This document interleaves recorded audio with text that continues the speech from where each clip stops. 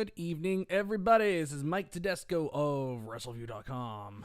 And I'm Victoria Tedesco, and I'm really excited right now. I just realized, this is a really random thing. My zipper, it has HHH or Triple H on it. Oh, wow. Why does your sweater have HHH I don't on know, but the zipper has HHH here. What kind of sweater is it? It's just a sweatshirt. It's from Target. I don't know. Oh, all right, but cool. This is Triple H. It's a Target limited edition Triple H shirt, apparently. Well, try to top that, everybody. Yeah, you cannot. You cannot. All right, let's say hello to the people in the chat room. Number one, just want to check in, make sure everybody can hear us. We had a few audio issues because I've been using my board for other things, so just balancing all the audio took us a few more minutes. And with Victoria being pregnant, everything takes a little longer now. You know Really? You know how it is. You're gonna blame the pregnant lady? Really? Yes. Okay. We're going to go say hello to Mr. Doug Lackey, who, by the way, is the host of Wrestleview Weekly, which I believe is returning this Wednesday. Hopefully, Doug. Yes, I think he is returning on Wednesday. Also, It was weird last week. I know it was their anniversary, but it was very weird last week not having him. It was odd not having a Wrestleview Weekly in our house, hearing Doug's voluptuous voice just beaming through the television set that we stream through. So, yes, I believe Wrestleview Weekly is going to be back this Wednesday. Doug did an impromptu milk carton on Twitter. I suggest you go check it out because it got traction from Victor, of all people. Victor from the Ascension responded back to Doug about him being on the milk carton. Not really when he's going to get off the milk carton, but more like he didn't like the ingredients of the milk on the carton. But yeah. Yes, he'll be back Wednesday. And Doug will also be live this Sunday hosting Wrestleview Live. That will be recapping the Extreme Rules event. I will not be there, unfortunately, because I am actually going to be there, so it's really not that unfortunate for me. Yeah, no one should feel sorry for you at all. I think we'll try to call him. Me and Victoria will try to call in and give a live perspective from Extreme Rules, so we'll see what happens. Also, we have an AEW event, Fight for the Fallen. So there's going to be like two. I think there's going to be 2 Wrestleview Lives this weekend, so make sure you check those out. Bet the WWE one does better than the AEW one. We'll see. Let's say hello to other people in the chat room. We have, of course, our guy, Quentin Walters, our number 1 fan. SmackDown number 1 fan. We have Nafi Sadat from the northwest corner of the United States of America. Daniel Shell. Wow. Daniel Shell said, wow, that Raw was garbage. Wow. I didn't think so. It's because Alexa Bliss wasn't on it, too. Oh, my goodness. I think that's why. Oh, that could be. Yeah. That could be. Yeah. F Gun 20. Okay. I don't know if he's for or against the NRA. It looks like he's against, but maybe that's just a coincidence. I don't know. Let's see. We got Sweet Louis Veraldi in the chat room. Oh, hi, guys. We got Mr. V in the chat. We have our dear friend, the number 1 man, Billy Hefner. And Meshun Walls in the chat room, and we'll say hi to more people as they say hello to us. Yes, excellent. Okay, let's talk about this Raw. Now, Raw happened literally 20 minutes away from our apartment in Newark, New Jersey. We live in a good section of New Jersey, by the way, and Newark isn't as bad as it used to be. Just letting you know.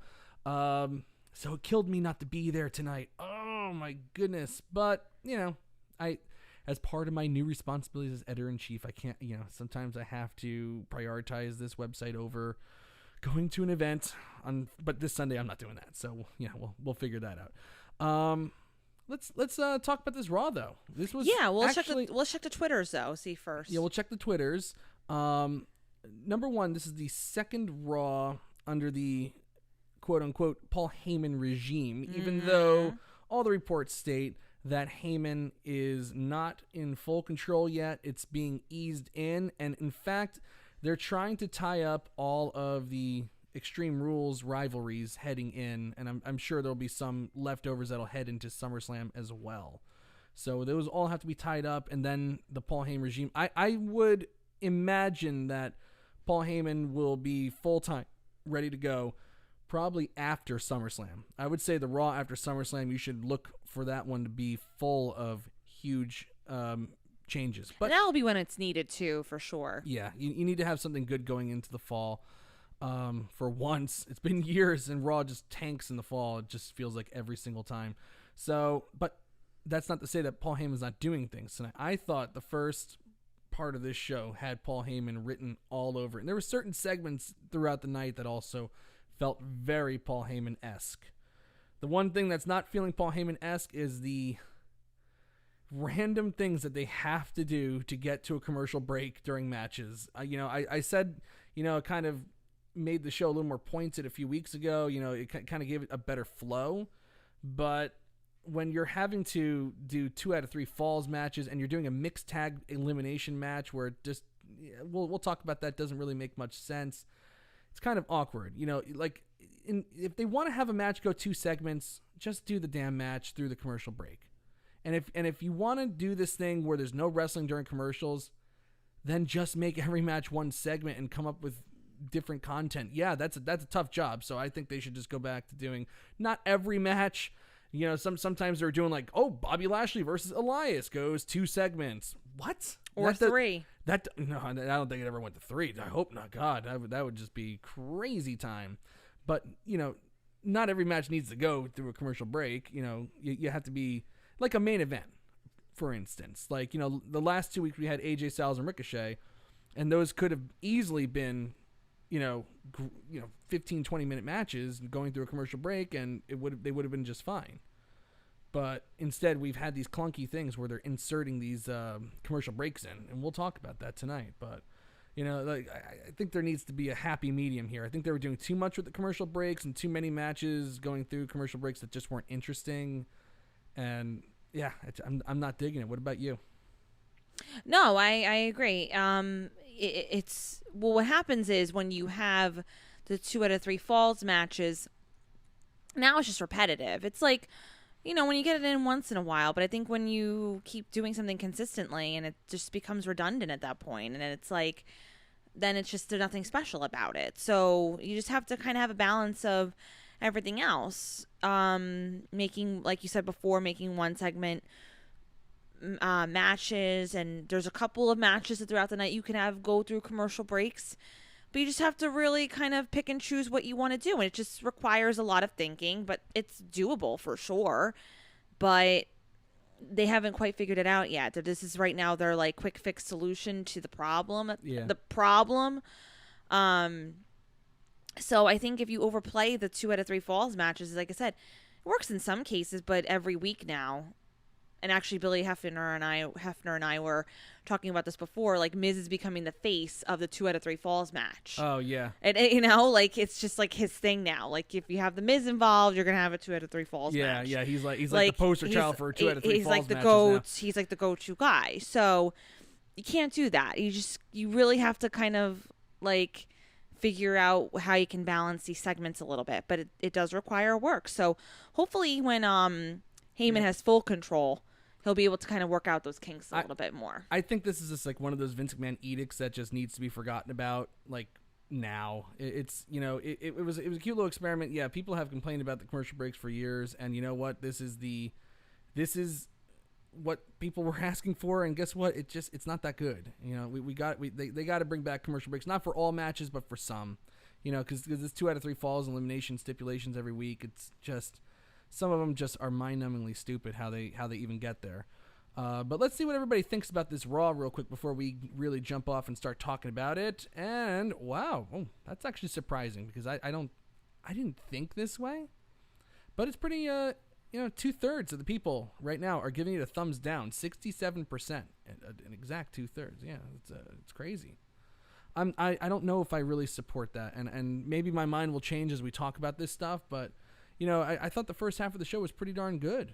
A lot of the teases for Extreme Rules. I thought it was built up well at certain points. Let's talk about this Raw then. Okay.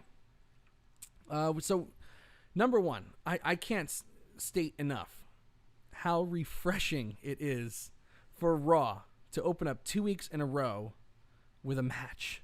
That's a beautiful thing. Ugh.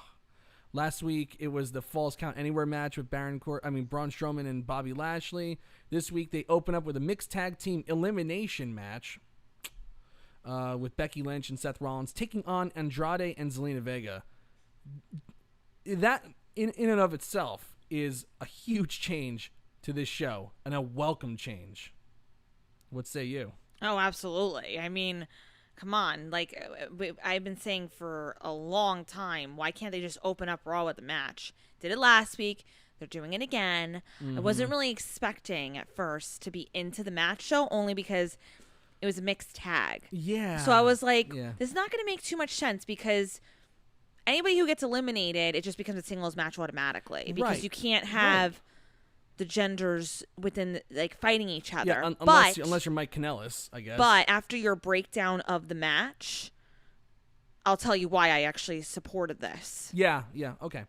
All right. So right away we start off with Becky Lynch and Zelina Vega, and Lynch is just dominating her big time before Vega comes back with a DDT, and she's kind of, just fighting her back, modified stretch on the ropes, and then finally Lynch hits a suplex, and Vega quickly tags in Andrade, which brings in Seth Rollins. Rollins comes in the match. They trade some chain wrestling and are at a stalemate. Eventually, it winds up with Vega back in, Bexploder, shoulder block, disarm her. Vega is eliminated by submission. Lacey Evans shows up at ringside, so Lynch brawls with her in the crowd, and Rollins breaks it up. We come back from the break, and it is now essentially a singles match. Even though Becky Lynch is standing on the apron, she cannot legally come into this match because she has no one to face. It makes no sense. And that's what they did that just to get to a damn commercial break. So there's no wrestling during the commercial break. Why couldn't this match just be one segment? It still would have been effective. But anyway, we'll talk about it in a few, because actually the second half of this match was pretty damn good. Rollins and Andrade. Andrade is so, he is very underutilized right now. He is way better than the stuff they're giving him, which is fine. Eventually he'll catch on, I think, and everybody, with the right direction, he's going to be utilized, and he's still just starting out. And he had a lot happen to him this past couple of weeks, so we got to give him that. You know what I mean? Yes, with his mother passing away, yes, he's had a lot of stuff happen, but that has nothing to do with his storyline standing, which I think is still, he's underutilized. Anyway, Rollins and Andrade have some good interaction. Vega then starts interfering, hits Rollins with a head scissor DDT on the floor outside the ring. So Becky Lynch attacks her, and then this happens, which I thought was pretty darn cool. Rollins pulls her off and actually Andrade pulls her off of Vega, and Rollins gets in his face, and then Becky Lynch pushes Rollins out of the way, and Andrade hits her with a shoulder block, which was actually a really cool spot. And normally, when guy hits girl on WWE, they have to play dead. Not this time. Becky Lynch was up pretty quickly. Rollins fights back, hits the stomp for the win, and Becky Lynch and Seth Rollins are standing tall. So that looks good. All right, let's talk about this match. What'd you like about it? No, so initially, like I said, I was very kind of concerned, because I'm like, oh, this is going to be boring, only because immediately it will go to a singles match no matter who gets eliminated first. And when Zelina Vega got eliminated and Becky was standing at the apron, I was just like, this is silly. This is absolutely silly right now. This makes no sense at all. So really, what's the point? How are they going to play this out? But as the match progressed, and the little nuances that they did, it really worked out very nicely into everybody's favor. I mean, nobody really looked bad coming out of this. And what I really liked the most about it was a tasteful way to kind of incorporate this feud and their fighting interaction. It wasn't like somebody's beating down on a woman and a woman's just beating on a man just because she can, kind of thing. Yeah. So because of Becky Lynch pushing Rollins, that left an opportunity for Andrade to go into her. So, and then with Zelina Vega doing that scissor move. The head scissor move. On Rollins. Everything was really tasteful. And that's how the best way I can describe it. And then it wound up being very entertaining. So, and it also puts Becky over. I thought it effectively put Becky over. Agreed. As a strong competitor, a strong woman standing tall. Like you said, she didn't look like the weakling. Oh, she got hit by a man and that's it. Like she's down for the count and she's not going to be able to bounce back from it. No, she stood tall at the very end, and I even like that Lacey Evans was at ringside at one point. I mean, yes. Behind the barricade rather, but that little like interaction too made this match progress in a way, because it's like, okay, now Becky can be distracted by that a little bit, and then the Andrade and Rollins can kind of get their time in together. Definitely. And you know what? Even though it was silly in the beginning, I thought Becky and Selena had a very good I thought it was thing okay. going on. It was right. But you know what? I think that like with time too, even Selena Vega, she's pretty good. So I'm excited to kind of see what she does in the future. But I have to agree with you. Andrade is like amazing, and I was just thoroughly impressed with him tonight. Like I know you didn't see it, you didn't watch it. She stood firm when she said she wasn't going to watch it. But at Super Showdown, Andrade and Finn Balor, for me, I mean, not a great, not much of a bar to have to cross over here. But I thought they stole the show with their match. Andrade is money when he's in the ring, and he's given some time. So, and with a good opponent, too. Rollins obviously is one of the better opponents out there. He's probably one of the better ones in the world. I thought this was a very, very effective way to build up the main event of Extreme Rules. It puts Rollins and Lynch over. After the match, Corbin and Lacey Evans attacked them viciously and left them lying. So it's just effective build. And it was all, done at the start of Raw, which was great. Gets the show off to a hot start. And then right after that, they have Paul Heyman come out and kind of like look at Seth Rollins as if he was going to, call out Brock Lesnar, but then he kept walking, and this led to another good segment, another good tease. And that was really good. To me personally, I don't know what everybody else thought. I thought it was a really good way to kind of also, because we said this is had very much Heyman vibes to it. Yeah. So it was kind of to me, like a slick little way of like, yeah, I did this. Like, Right. This is me. Yeah. This is all me right here. So even though I thought the rules to get there were kind of stupid, this worked still out. Worked. This worked out in the end, for an effective build for their main event, winners take all, double title match. After that, we have Paul Heyman in the ring. He says that he's going to shoot from the hip. There's a pay-per-view on Sunday called Extreme Rules, and he happens to know something about the word extreme. And this show will emanate from Philadelphia, Pennsylvania, and Heyman happens to know a lot about extreme in Philadelphia, obviously calling attention to his ECW roots. And this Sunday at Philadelphia at Extreme Rules, his client, Brock Lesnar, will cash in his Money in the Bank contract against either WWE Champion Kofi Kingston or WWE Universal Champion Seth Rollins. That's not a prediction. It's a spoiler. And now normally when Heyman says that, it happens almost every single time. In fact, he has a great track record of that happening. And Heyman even says that. He says he hasn't violated a spoiler since before WrestleMania 30. Although I don't think that's true. I believe, and somebody in the chat room correct me if I'm wrong, but I do believe that there was a spoiler broken at SummerSlam this past year when Roman Reigns beat Brock Lesnar. I'm pretty sure Heyman said it's not a prediction, it's a spoiler. So has the spoiler been violated? Somebody remind me, because I can't remember that far back. I don't think he said that.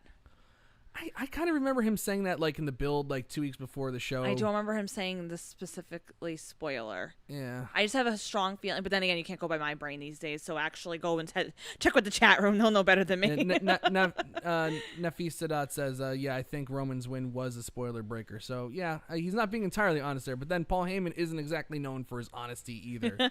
If he wanted to put out misinformation, he's built up his credibility enough that this is the time to lie. So Heyman says, I've either given you a heads up for an historical event heading into Sunday, or I'm playing mind games with Rollins and Kingston. Only he knows. Well, actually, one other being knows, and that's the former and future champion Brock Lesnar. And he walks off. Another effective way to get people interested in watching Extreme Rules, even if it doesn't happen, even if Brock Lesnar even if it was mind games and maybe they send Brock Lesnar out and he kind of just smirks or something like that and smiles, like, it's just another reason to watch the show. The reason why this is so good is where is it placed in the show too, because Right. I don't know if we necessarily would have been, not that we wouldn't have been engaged from the segment beforehand with the match, but if Heyman, let's just pretend the roles were reversed and Heyman walked out and that was the first thing he did, and then the Seth Rollins Becky Lynch thing happened.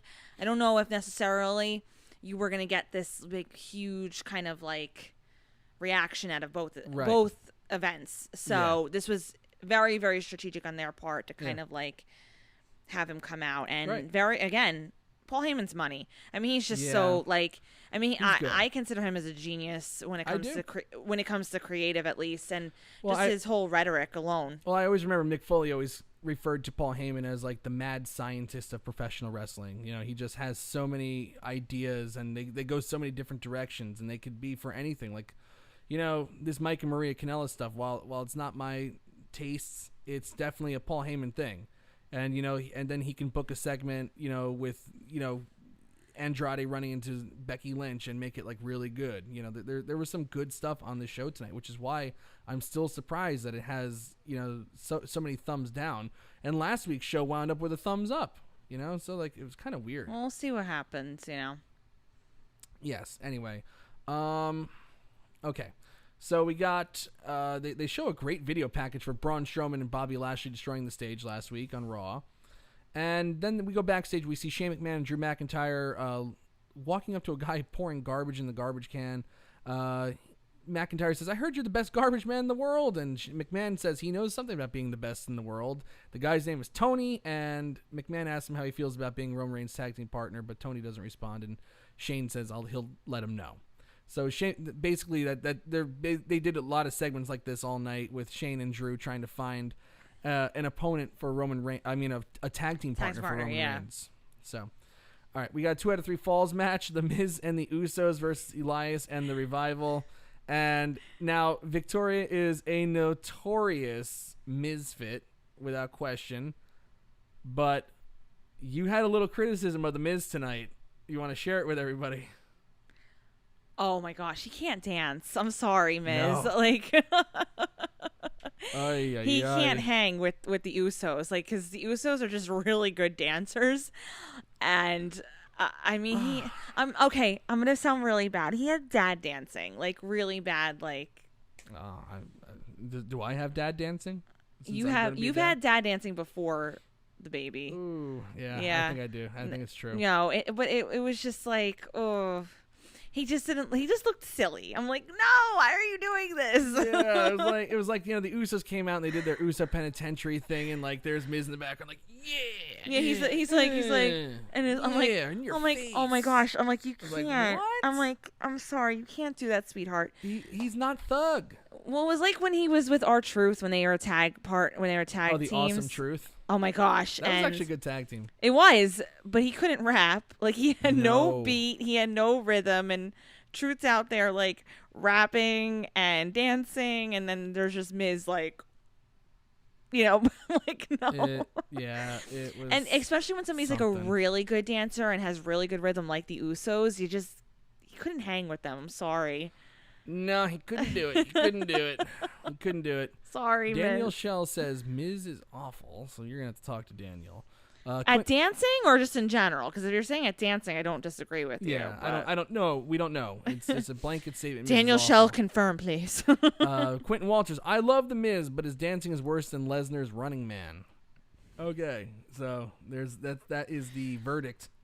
Not good at dancing. Sorry, Miz. Like last week I criticized the 2 out of 3 falls match with Miz and Elias because I thought it was just so bad that they squeezed in 2 falls in one segment and basically said, oh, you know, we'll do the 2 falls here and then go to the 3rd fall after the commercial. It's like, well, how do you even know there's going to be 2, that it's going to be more than 2 falls? And, you know, they basically rushed in 2 pins and just made them look stupid in a one segment thing. It was just terrible. I thought they had bad chemistry. This time they ran Elias off in this match. Revival and Elias go up 1-0 to start off. But Miz caught the second fall with a skull crushing finale, and then finally right after that. So like they do the first fall and they give them time for the first fall, which was good. Because that is a better logical setup than trying to squeeze everything in mere seconds, with everything going on. This would I like that a lot. Because the first fall, you can kind of start building up the damage to everybody. Then the second fall happens. That took a little longer, but that was after the commercial break.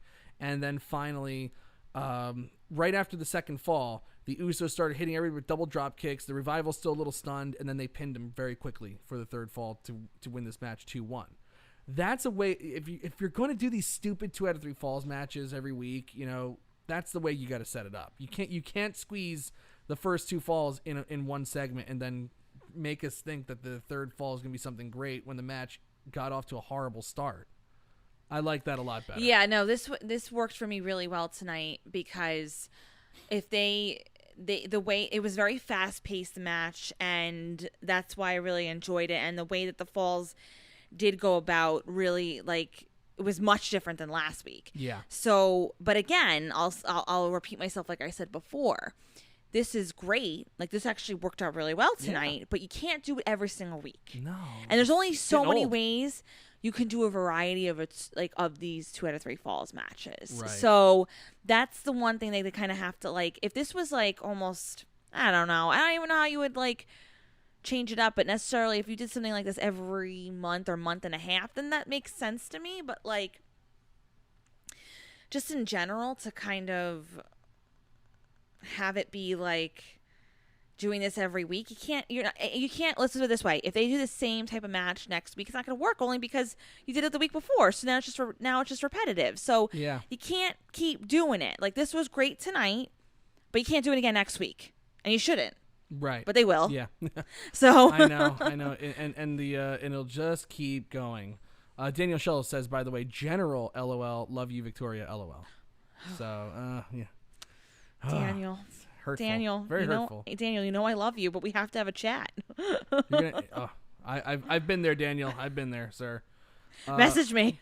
So anyway, Miz and the Usos go over the Revival and Elias. Elias ran off quickly, so yeah, I thought it was decent 2 out of 3 falls match. It built up way better. Now some of the highlights of this show lately, and I've talked about it. I've admitted it. I've said it on the air. I'm man enough to admit when I have made a mistake. And yeah, I didn't, like I said, I didn't make a mistake about about talking about how there's too many titles and they don't really mean much, but the WWE 24/7 Championship it's pretty damn good. It's provided some of the funniest segments on Raw, every week. It's probably some of the most entertaining stuff because of the efforts of R-Truth and Drake Maverick, Carmella and Renee Michelle, who isn't even on the roster. I guess she is now. Maybe per diem. I don't know if they signed her officially. Drake Maverick's wife. They are just slaughtering, short segments. The Twitter stuff is hilarious. Like Drake Maverick bringing her on a honeymoon to their hometown, bring her to Universal Studios and posing with the 24/7 title and covering her face with it, and just it's hilarious. And she's playing it perfectly, and they're hilarious. So they go backstage, they go through all the tweets from this week. Renee Michelle is sitting backstage. Maverick emerges from a crate next to her, asks if the coast is clear, and she's mad that they're in Newark for their honeymoon. Pretty much. Yeah, because he goes. We're going to the next spot on our honeymoon. She goes, Paris? He goes, Hawaii or whatever it was. he goes, nope, Newark, New Jersey. And her face looks like everybody who's told that they have to go to Newark. Because usually if you live in New Jersey, the only reason you have to go to Newark is if you're in Essex County and you get called for jury duty. You got to go down to Newark. Or you're going down to the Prudential Center. Or you're going to the Prudential Center. Yeah, that too. No, but it's us being New Jerseyans, this was just hilarious. Because you get why, Newark, New Jersey, and you're like, okay. It's hilarious. The one highlight from there is they film The Sopranos sometimes, when they would film it. Yep, they filmed in our town too all the time. That's all we saw with trailers while The Sopranos was going on. I just can't imagine anyone honeymooning there. Anyway, this segment just got better. So Maverick says he's going. She's upset. He says, "I'm going to show the world what a great 24/7 champion I am, and then I'm going to show you how great of a husband I am." And after tonight, he's going to take her on the honeymoon of her dreams. So she's happy with that. And she goes, okay, well, maybe then we can consummate our marriage. They've been married for like almost 3 weeks and they haven't consummated their marriage yet. That's the best. That's the best. By the way, the marriage is not legally a marriage until it's consummated. I learned that from 90 Day Fiance. And they really stuck to it. And these people, what the hell are they doing bringing these people over? And all of a sudden they don't love them after 90 days. Duh. And the one lady was so repulsive that the guy wouldn't even touch her. And then I think she managed to get that annulled because he never touched her. He wouldn't consummate the marriage. So I think legally, like, she had grounds to send him back to his country or whatever. It was like, anyway, I don't want to talk about 90 Day Fiance. Anyway, so the camera zooms in on Maverick's face when she says that they're going to consummate the marriage. And this was, I swear to God, this is the funniest thing on earth. He goes, I'm finally going to get it on with my wife. And then he realizes that it was a mistake to yell that because the Raw superstars heard him. And then he immediately started running and everybody ran past him. That was so damn funny. Oh my God. I love these segments every week. It's amazing. I look forward to them. That's the key thing. I look forward to what they're going to do with this each and every week now. Yeah. And each week they exceed my expectations so much. So, yep. Oh, amazing. It's amazing. It's so funny. Looking at the chat room real quick, Nafi says, when Heyman gets more control, do you think he'll scrap this 2 out of 3 falls elimination stuff? We kind of talked about that earlier. I have to say, it's one of those Vince McMahon edicts, and Vince still is going to have full control of the show. All the ideas will go through him, and he'll have the final say on everything. But Heyman, essentially for the most part, is going to oversee all the day-to-day operations of Raw. But Vince will still have the final say. As long as Vince wants this damn crap, with no wrestling during the breaks, it'll probably stick around. I have a feeling he could be convinced out of it if he thinks that he came up with the idea first. So that's how you have to work with Vince McMahon.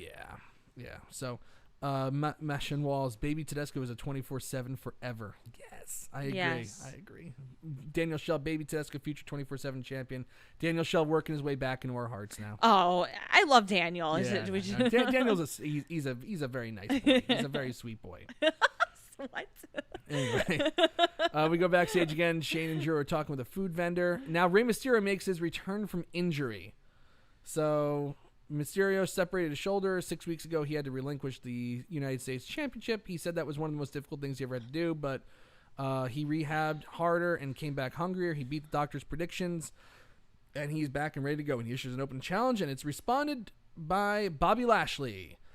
Bobby Lashley, who last week couldn't even walk out of the arena, had to be carted out on a stretcher and taken to the hospital in an ambulance, is back looking just fine, like nothing happened. And we talked about this last week on the post-Raw show, where they talked about, first they said that Bobby Lashley was still down and was being evaluated, and Braun Strowman had a broken cervix or something like that. And then it turned into he has a ruptured spleen. And I said, yeah, but watch. All that stuff will be healed in 2 weeks at Extreme Rules. Well, yeah. They're having a last man standing match this Sunday at Extreme Rules. And there's going to be some big stunt that's going to happen because they teased putting Rey Mysterio through the video wall again. Yeah, Bobby Lashley made quick work of Rey Mysterio. So welcome back from your injury. Sorry, Ray. If you're over 40, you get jobbed out because they think that's what they do with old. See, with this is older everything I did not like about this at all. I didn't like it. I was excited Rey Mysterio came back. I was amped about that. But then the moment Bobby Lashley came out, I'm like, gosh, WWE, continuity, please. Like, this should not have happened at all. He should not have been back tonight. He did not need to be back. He shouldn't have been back. He should have been playing off. Like, fine. If they wrestle at Extreme Rules, fine. You have a good 2 weeks. No, yeah, kind of. Yeah. But close to 2 weeks to recovering and being in the hospital and going from your injuries. And although Lashley looked strong in this match, still did not make sense. And the fact that they had Rey Mysterio come back, and I'm sorry, he looked very weak. Yeah, it's just it's like, they've kind of like, in my opinion, I know some people might think I'm overreacting a little bit. They've kind of wasted Mysterio. I don't think that when you're getting beat up like that every week, and he hasn't really been made to look particularly strong. Even the win over Samoa Joe at Money in the Bank, he was brutally beat down, after winning the championship. Who knows how long he would have held the title. Maybe they were going to save Rey Mysterio and Ricochet, and then Mysterio does the honors for Ricochet. But Mysterio, really at no point have they used him well since he's returned to WWE. And, when I think about how they used him at All In and, how he was used on the independent scene, he, it's like... Just a letdown. It was a major it's a big letdown. It's a big letdown because Rey Mysterio still has so much to give. He looks better than ever. Damn. But then also, kind of like they do this big angle with Lashley and Strowman. Like, give it time to breathe. Like keep them off of television. That's what I'm saying. Announce that there's that there's a last man standing match, but don't have them on TV. Just say, we don't know what kind of condition they're going to be in, but they're having last man standing match this Sunday. Agreed. Check it out. Agreed. You don't need Bobby Lashley. Bobby Lashley, who by the way took the spear through the video wall. It wasn't like he speared Strowman. Strowman speared him through the video wall.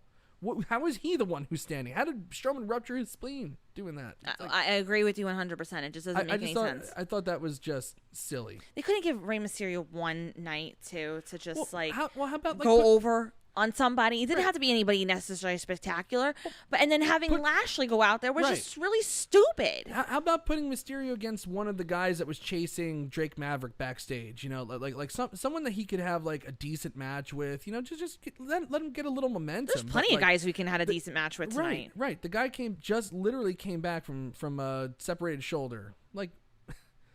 This served no purpose. And Lashley coming back, like Lashley didn't need the win because he already looks like a superhuman just for going through that, surviving that. And Mysterio's the one who still has a lot to offer. And if you're gonna use him to put over younger stars, he has to have at least a little shine. Not look pathetic. I'm kind of getting like Kurt Angle vibes here with the way they're treating him. So very unsuccessful segment. I thought it was very unsuccessful, and Victoria just blew a raspberry on it. So there you go. Let's see what else. We got No Way Jose versus Cesaro. Cesaro attacked No Way Jose last week, and Cesaro. I can't remember the last time Cesaro won with a sharpshooter, but he beat Jose with a sharpshooter. I don't think he's ever won with a sharpshooter. I can't remember. Can anybody confirm that? Yeah, I don't remember. I really don't. And he's one of those individuals, though, is just so underutilized. Yeah, it's another one. And I think Renee Young actually said it on the commentary tonight. Yeah, she did. She did. Which means that they're probably going to wind up utilizing him now. Which would be great because they should. 100%. But I don't even know. I don't even know what to say about this match, honestly. It was so fast. And I loved it. I loved it, and I'll tell you why. I thought Cesaro looked really dominant. I thought this is like one of those things they're going to be doing a 180 with him, kind of. Are you sure? Not that he didn't look dominant before, but I thought that he just crushed this guy. Are you sure? Yeah, I really do believe that Paul Heyman's going to pick out the people that he wants to kind of build around. Obviously, Seth Rollins, Becky Lynch, those are built in. Baron Corbin's going to be around whether everybody likes it or not. He's going to be around. Which we don't, but whatever. Lacey Evans will be around doing stuff. But you need other people to support, and everybody knows that Cesaro's been underutilized for years. Yeah, he was in a good tag team with the Bar. This and that, he's kind of done stuff through the years, but never really got to that next level. And I'm kind of curious to see that if a Paul Heyman leadership will get him to the next level. I'm very curious to see if that happens. I'm sure hope you're right, because it just makes me so sad when that's how I said this tonight. That's how I actually look at him. Like, this is just sad. And even though he's like a really good wrestler and he was dominant, I just think the whole thing is sad. Yeah. Because I really hope you're right that they do a 180 with him, because he deserves it, in my opinion. Yeah. And I think many people would agree with that. And I just don't like the fact that he was always kind of pushed to the side. Yeah. So I'm hoping that something comes out of it. But sometimes I just get nervous because I just don't. Right. No, I don't know where. Because at the end of the day, if Vince still has that control. It remains to be seen. It just remains to be seen. We have to be patient and see what happens. We'll see what happens. We will see what happens. It's going to be a lot XFL and trying to run all this stuff. He's got to cede a little little power. But I thought this was good for Cesaro. We have the Street Profits backstage. They're beatboxing, and all of a sudden they start plugging Extreme Rules. And I don't know how to quite put it over. You know, like nothing I say is going to do this justice. But damn, they were talking about, you know, so they basically they went to them twice backstage, and they had them plug, you know, the main event matches for Extreme Rules. And they talked about Roman Reigns and Undertaker on this particular one versus champion Drew McIntyre. And they started talking about, you know, who's gonna win. And then Angelo Dawkins says that Undertaker has been digging holes and taking souls for years. And then they start beatboxing, saying holes and souls, which was absolutely hilarious. I was starting to get flashbacks to Boats and Hoes, which was great. I just love Step Brothers. It was such a fun movie. And then finally says, you know, Montez Ford says, oh, well, actually, hold on. Reigns has to make it this Sunday because McMahon can pick anyone to team with Reigns tonight, even Kawhi Leonard. And then he makes a face, and then he tells Kerwin, talking about Kerwin Silfies, the longtime director of WWE programming, in the truck to transition to the next segment. Next segment we see after the commercial break is Maria Kanellis. Recap of what happened with them. Maria Kanellis is sitting backstage. Mike Kanellis walks in with a bouquet of flowers, apologizes for last week, says he hasn't been himself. He says he's excited for their second child, and Maria says, you know, I'm craving ice cream and pickles, the typical weird pregnancy cravings of which Victoria knows something about. She's had some odd cravings. I've been coming home lately, and sometimes the house smells a little odd. Victoria, for whatever dang reason, I don't know why, maybe you can explain it to me, but it's driving me crazy. Why are you craving egg salad all the time? Why not? It stinks up the house. I really don't care. You have to deal with it. It smells. You have to deal with it, though. Ugh, you God, just do. It's terrible. But yes, Maria Kanellis is craving pickles and ice cream. And then such a cliche craving, by the way. And Mike doesn't. Yeah, I know, right? Mike doesn't understand it at first, and she gets angry. And he goes, "Okay, I'll get some. You want some low fat?" And she goes, "What are you trying to call me fat?" And then he runs off to get the pickles and ice cream. She says, "What kind of man taps out to a woman?" So, oh, by the way, when they showed the footage from last week of Maria Kanellis announcing she's pregnant, number one, live last week, no one reacted to this. This died 1,000 deaths on TV. This was so bad. But when they showed the replay this week, it was like the Jerry Springer show. Everybody, like, they had the crowd, even though you can literally see the crowd sitting there not reacting at all. Everybody goes, "Oh!" on everything she said, which never happened. So I hate the revisionist history sometimes, but you got to do what you can to get your show over.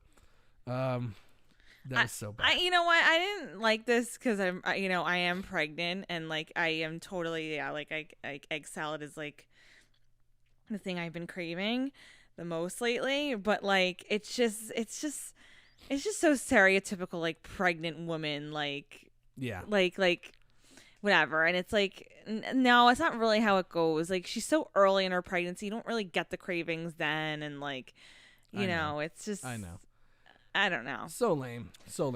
But after this, we had a pretty effective segment. Bayley and Nikki Cross talking on split screen about they're going to be in a beat the clock challenge. You know, Bayley will face somebody and Nikki Cross will face somebody, and the winner gets to choose the stipulation for the SmackDown Women's Championship match on Sunday. By the way, Nikki Cross at this point is not facing Bayley. She's the surrogate for Alexa Bliss, who was not seen on television this week.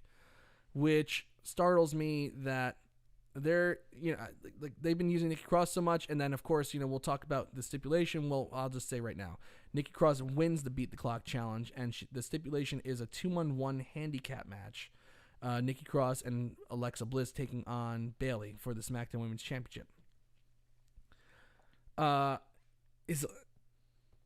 just doesn't feel like Alexa Bliss is like totally 100% again. And they've been keeping her off of television. They've been keeping her out of action still.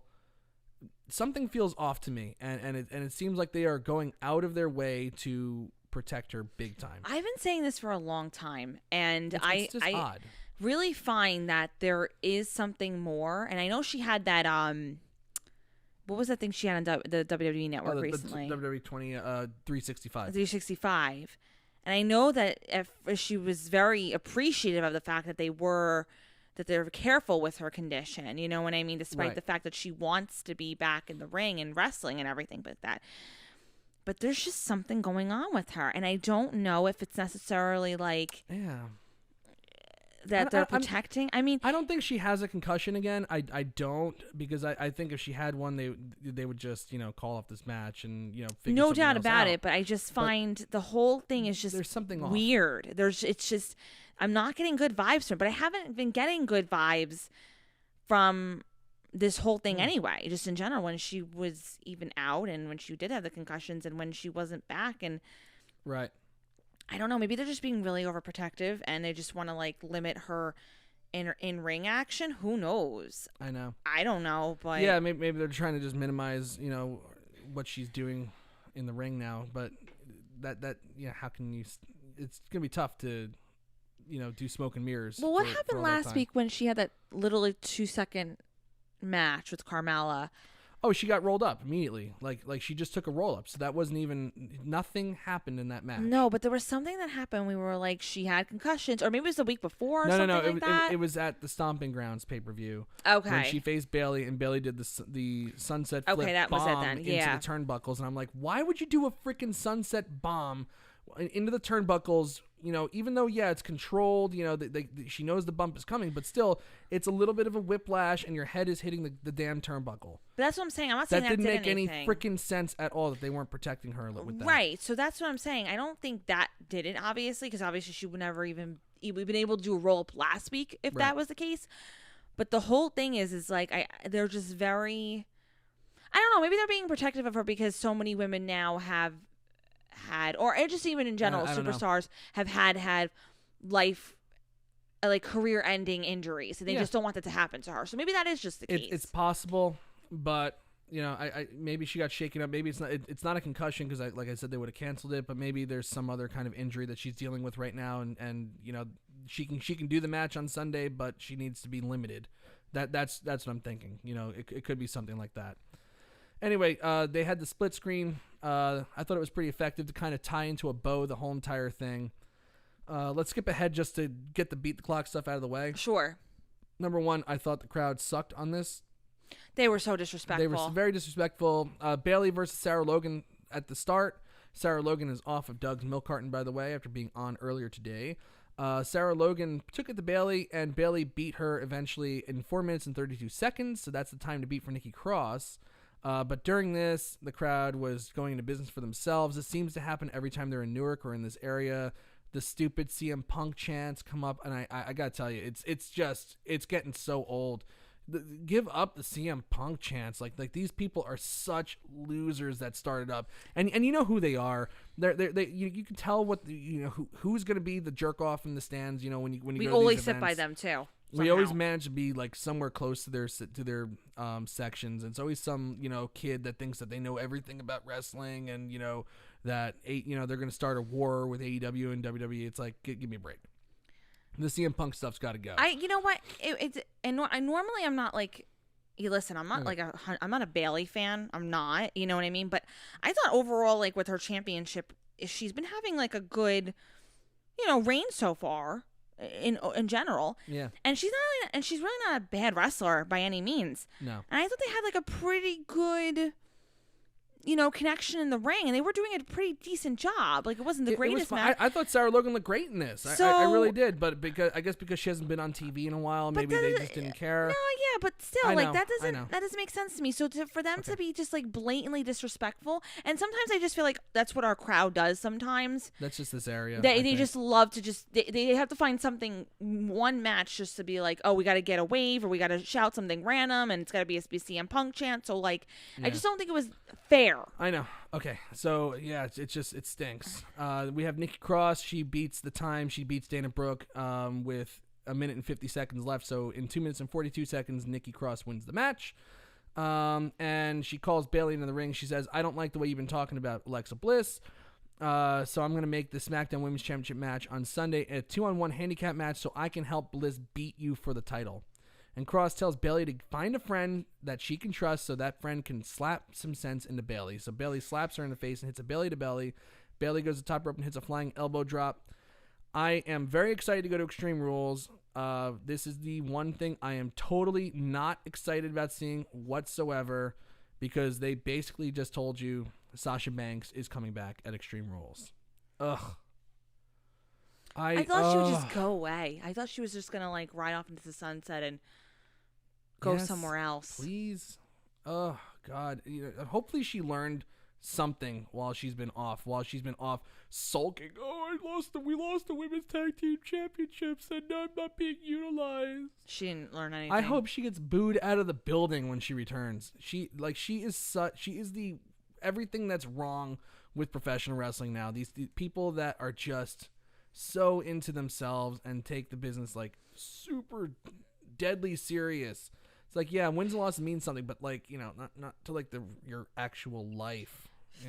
Philadelphia, please do your thing. And yeah, boo her. I don't think so. I think when she comes out, it'll just be the obligatory pop because we're seeing something good. We're seeing something, cool. We haven't seen her in months, so we're getting this scoop. But here's my problem. The reason why I don't like this is I don't like her. So yeah, that's a problem. But the reason why I don't like this is because I don't feel like you should get rewarded for having a temper tantrum. No. I really don't. Like, yes, you come back from an injury, something that's not your fault, and to that, or if you need just a break in general, like somebody had was dealing with something mentally and they needed just that time off to get away, to kind of do a reset on everything, I'm good with that. But I don't like people who get rewarded for temper tantrums. There's no consequences to the actions of this at all. And it's like, oh, we're just going to like placate into her emotions about how like, boo-hoo, we didn't have a good reign with our tag team championships and blah, blah, blah, blah, blah. Yeah, by the way, and nobody, look at how well those tag team championships got over, by the way. But listen, but that's their fault. That wasn't the fault of that wasn't the fault of the WWE Universe. It wasn't even a fault of the company. Oh, it is the fault of the company. They totally booked the tag team titles like crap. But for Bayley and Sasha, what I'm saying is like you can always make something out of whatever, but in general, you should not be getting rewarded with 100%. with you coming back and being like boo hoo, and then all of a sudden now you're going to get this opportunity to come back. It's when bullcrap. Really Bayley has been carrying trying to redeem. She had to do her job and her due diligence by coming back into this, and now in the SmackDown Women's Championship, and she's been doing a pretty good job with it. So she had to kind of redeem her reputation and do what she had to do and continue working. And you get a little break, and this is how you get rewarded because you cried. Yep. It doesn't sit right with me at all, and I don't appreciate that. She should not be coming back. She should still have to work and work and work and gain the respect back from her authority figures, from her bosses, instead of crying boo-hoo and they're like, oh, whatever, just because she's Snoop Dogg's cousin or whatever. Yeah, I agree. I agree. I think BS. I think she should go back to the back of the line and have to kind of rebuild her career again. I agree. A career that, by the way, wasn't as good as she thinks it is. By the way, she did some cool things in NXT. She did really next to nothing on the main roster. Every time she was put in a situation where she could have a big match, I think she had like one really great match, which was Charlotte Flair and Sasha Banks on the first night of the brand split, the first Raw of the brand split. So that was July 2016. I haven't seen her have any good matches or be involved in anything great since. The Ronda Rousey match at Royal Rumble was a dud. And I can't, and this teasing and building to a Bayley and Sasha Banks match, which never happened 4 times or something like that. Dr. Shelby segments that were terrible. Her whole the entire run on the main roster has her recklessness and her recklessness, almost killing herself or opponents, in multiple matches. It's just not. It's not good. I hope she learned something while she's been away. But she didn't. This wasn't enough. Of course not. This wasn't enough of a break. I'm sorry. Of course not. But she'll be put right back into the scene. It's not good. Doesn't need her. Okay. We have Jamel Watson in the chat room tonight. Hey, Jamel, what's going on, man? Don't want to throw things off, but I have a serious question for Victoria. Okay. Do pregnant women actually like pickles and ice cream? I've heard that snack combo in movies and TV my whole life. I have never had it before. So I have never heard a single pregnant person crave that at all. I got to say, though, to me, it sounds like depending on the pickles you get the bread and butter pickles, I think. You know, those like deli pickles that are like delicious. Like you go to a deli, they always have the same kind of pickle. I think like that sweet and kind of like, you know, sour would go really well together. The sweet and the salty, yeah, Sweet no and doubt. salty, yeah. But I have any pregnant women that I've known has never craved that. I'm sure that there are women who have craved that before.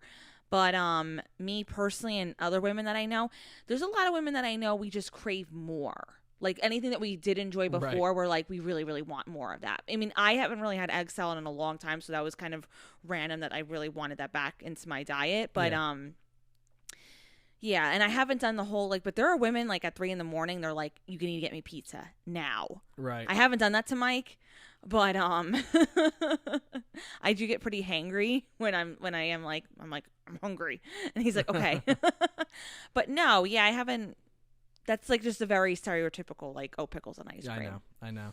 I just want to give a shout out real quick. Mr. V just posted, "Whoa, my older child is officially a teenager. Happy birthday to daughter V." Aww. Mr. V's girl, his oldest child, is now a teenager. You are still a dashing, debonair-looking young man, Mr. V. So don't worry. Just because she's a teenager doesn't mean that you are turning into dust. You are still you're viral. You're a beautiful man. So congratulations.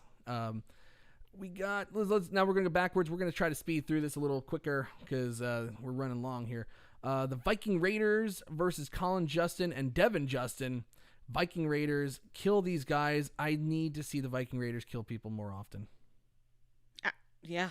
I love it. I can't agree with you more. I love it. And then right after that, they had Drake Maverick running through the crowd, followed by the Raw Superstars. He escapes, and Zack Ryder and Kurt Hawkins get in the ring with the Viking Raiders. And these are two guys that won the tag team championships at WrestleMania on the pre-show in a no hype, totally random thing from the Revival for no freaking reason whatsoever. Held the championships for 2 months essentially before losing them back to the Revival. And they get annihilated by the Viking Raiders after having been off TV for like a while. Like the Hawkins and Ryder experiment was just such a random, dumb failure of an idea. And just watching them get crushed was like, oh my God, this is just like the stupidest stuff. Stupid. I just didn't get it. We have Ricochet making his entrance, and you know, like I really like Ricochet. I like the Ricochet character. Watching him cut promos, honestly, painful. It's kind of painful. Tortureville. Watch out. It's yeah. He's like, you know, a few weeks ago when AJ Styles challenged me to a match, I figured it was great to face someone I've looked up to, and last week that's what I did. And before I could celebrate the biggest win of my career, Gallows and Anderson, along with Styles, gave me the beating of my life. So at Extreme Rules, I have Styles. As for tonight, we know it's going to happen. You know, Luke Gallows will be alone, Carl Anderson, AJ Styles will be there, so I'll have to fight all three. So that's what they do. AJ in the club. Ricochet versus Luke Gallows first. Ricochet beats Luke Gallows with a roll-up. The club's disgusted. AJ Styles grabs a microphone and says, well, you said you're going to beat all three of us, so next up you're going to face Carl Anderson. Ricochet versus Carl Anderson. This was a little better than the Gallows match. Ricochet hits 630 to beat Anderson and also took out Gallows with a Fosbury flop and hit Styles with a second rope moonsault to the floor. And then after that, the club attacked Ricochet, and AJ Styles basically said, you know, I'm not going to kill you tonight because I want to leave a little of you for Extreme Rules. So an effective beatdown. I'm not a huge fan of reforming the club and then beating them quickly. You know, Gallows and Anderson. I mean. No, yeah, I know what you mean. You know, but you know, to advance the storyline, you know, with only a week build, this was about as effective as it gets. You know, because Styles immediately attacked Ricochet and the club helped him look so dominant, it doesn't really affect the losses are kind of canceled out. And this is one of those times that I like the losses being canceled out, because it kind of gets Ricochet a little bit of shine by beating those two, and then, you know, they get their steam back by beating up on him. So, you know, I thought this was a pretty effective way, a good angle to build it up. For sure. And Styles basically said, stay down, and I'll let you live till Sunday. And of course, Ricochet gets to his feet, so Styles crushes him with a phenomenal forearm. Good stuff, good angle. Ricochet looks tough.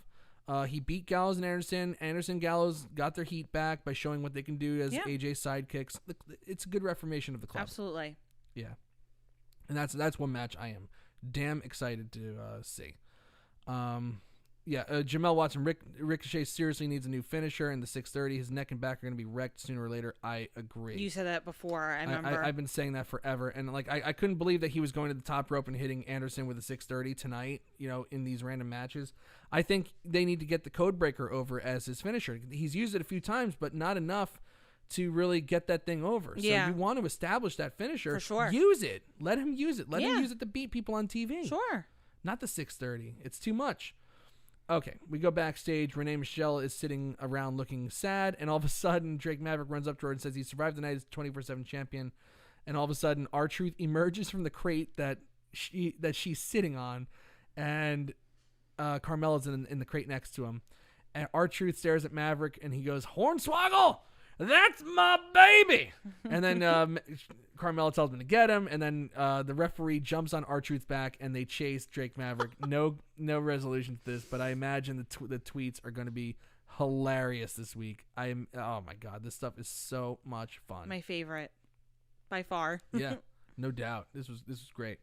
All right, we got the beat the clock stuff. We already did that. Okay, so on the last segment of Shane and Drew trying to find somebody, they found this old janitor limping backstage with a mop and bucket. I know Victoria didn't like it too much. His name winds up being what the heck was it? Gary Garbett or something like that. And Shane basically offers him $5,000 just to stand on the apron and do nothing, and be Roman Reigns' partner. So they say, just because we're pretty famous, so we're gonna put a mask on you, even though he's being seen on television right now, to protect his identity. So Gary winds up teaming with Roman Reigns, comes to the ring, Shane McMahon and Drew McIntyre versus Roman Reigns and Gary Garbett, and Roman Reigns is quickly taken out of this match, so that's something, and accidentally knocked into Garbett. So Garbett is now the legal man. And and Shane and Drew, of course, renege on their deal, want to beat up Gary, and then Gary winds up coming back with a handspring kick and big springboard clothesline and a springboard crossbody and a somersault plancha to the floor.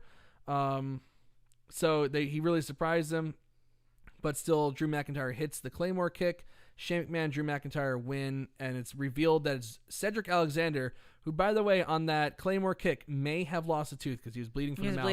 When he took the mask off. And that wasn't like ketchup or anything, for sure. No, he was definitely bleeding. That was bleeding. This was a dud way to close off the show, and I imagine that's why there's so many thumbs down on Twitter for it.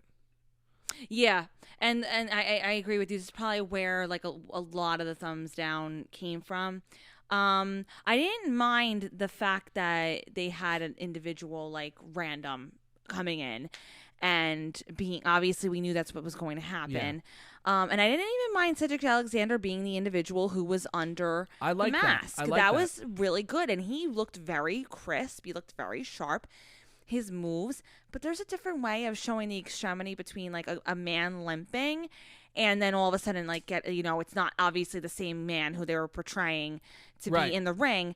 I don't know if I'm just very sensitive right now just because of our little baby situation, but I don't find any humor in getting like a person limping to the ring. I just don't. To me, I know. And maybe I feel differently if it weren't for the situation, but I don't think so. I just find that you could have done something a little bit.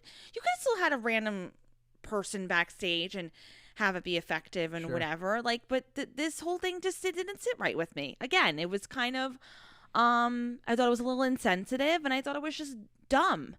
And but like I said, again, I'm happy that Cedric Alexander wound up being the individual, and what he did was great. Yeah. Looked like a good showing for him, but I thought it was just really stupid.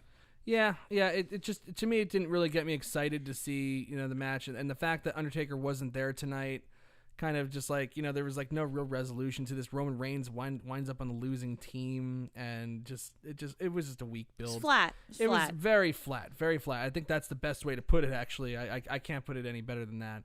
It's nice to see them use Cedric Alexander in a featured role. For sure. It's the first time they've basically utilized him at all since the Superstar shakeup. Definitely. But this was a big dud. But overall, I have to say, just in the last 2 weeks, there is a market improvement to Raw. I'm not saying that the segments are getting better or anything like that, but they're at least giving you the seedlings of utilizing people better than they have been. They've been they've been bringing up all these NXT people as Band-Aids and then kind of killing them off, and then like no one gets over, and it's just been the same crap over and over again. They're utilizing the strengths of these people now, like Mike and Maria Kanellis. Yeah, while I'm not a big fan of it, they're taking these characters that, there could have been some potential there when they first debuted, and they botched it. Mm-hmm. Kind of revisiting that and trying to see, how much they can get it to grow again, because there is some talent there, especially with Maria. Who could pull off this gimmick pretty well. 100%, absolutely. I look at a guy like Cesaro, who beat No Way Jose pretty convincingly tonight. I'm looking at him as being a guy that could definitely be utilized a lot better, and they're gonna start to utilize him as well. Agreed. At least it looks like that to me. The Street Profits were so entertaining. They tonight. were so funny. They were so funny. They were so funny. Even Rollins and Becky Lynch were used a little better this week. I can see good things happening. I think I'm sorry to cut you off real quick. I think when the Heyman thing finally takes over, like Nafi said, I'm hoping for the end of this 2 out of 3 falls, elimination tag matches and stuff like that. I'm hoping for the end of those pretty much very quickly. I'm also hoping for an end to this wild card rule, because I'd like to start to see them kind of, back off a little bit. Just use the roster that you have on this show and see how well you can utilize it. Get a gang of superstars that are going to be on the show every week and keep them consistent. Now, there's still a lot of loose ends that still need to be tied up before, I guess, the Heyman regime takes over. I particularly am very interested. I'm a little concerned that there has been no follow-up other than 1 week of teases to the Bray Wyatt situation. Yeah. There's really been nothing of it. There's a few things there. I'm kind of curious to see what they do with Baron Corbin. I have a feeling that, he'll be sticking around in a featured role for a while. And we'll see what happens, but I just want to see them kind of start getting back to building stars the way they used to, and I think Heyman knows how to build a star, and he Heyman was the reason why ECW was successful with as bad. And the product was very bad in the ring. Let's not romanticize what it was. This was not a great product in the ring. They had to do a lot of smoke and mirrors. They were lucky that they had Terry Funk when he was still doing all this crazy stuff, getting the promotion over. They had some guys that could go in the ring, but for the most part, it was trash wrestling. But Heyman knew how to utilize the strengths of those people. Like Steve Austin found himself in ECW and became Stone Cold. That's where he developed the damn Stone Cold character. Like Heyman allowed him to have that outlet to build that. The opportunity, the opportunity. I'm kind of curious to see, because he has a great eye for talent. He's been around the roster for years. He is up to date on the current product. I'm curious to see, how he utilizes the strengths of these personalities. So that I am really excited for. That's my concern for Bischoff, though, because Eric Bischoff has not kept up to date with the product. He has not been involved in wrestling in years. In fact, I'm sure he thought in his mind that he was done with wrestling for good.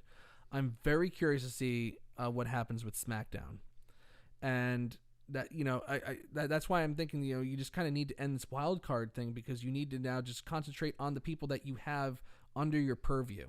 So let both guys get rid of this wild card rule, this traveling back and forth and all that stuff. Just have separate rosters and build with what you got. I'm kind of curious to see if they can do it.